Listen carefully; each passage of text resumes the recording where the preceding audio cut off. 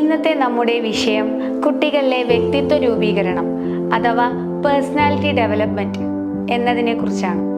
നമ്മുടെ കുട്ടികളെ നല്ലൊരു വ്യക്തിയായി കാണണമെങ്കിൽ ആദ്യം ചില കാര്യങ്ങൾ ചെറുപ്പം മുതലേ പരിശീലിപ്പിക്കേണ്ടതായിട്ടുണ്ട്.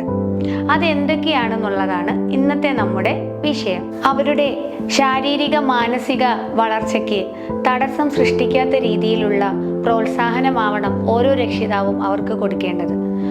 ജന്തുക്കൾ, ഇരുട്ട്, ഭയം, ആഴം, ഉയരം എന്നിവയോടുള്ള പേടി മാറ്റി അവർക്ക് ധൈര്യം കൊടുക്കുക. പ്രകൃതിയോട് ഇണക്കി വളർത്തുക. അങ്ങനെയാകുമ്പോൾ തന്നെ അവർക്ക് വെള്ളത്തോടും ഇരുട്ടിനോടും ഉള്ള പേടിയൊക്കെ മാറിക്കിട്ടും. ഇവർക്ക് ഇതിനായിട്ടുള്ള ഓരോ പരിശീലനങ്ങൾ ചെറുപ്പത്തിൽ തന്നെ ചെയ്ത് ശീലിപ്പിക്കുക. അങ്ങനെ അവരുടെ ഉള്ളിൽ ആത്മവിശ്വാസം വളരാൻ കൂടുതൽ സാധിക്കുന്നു.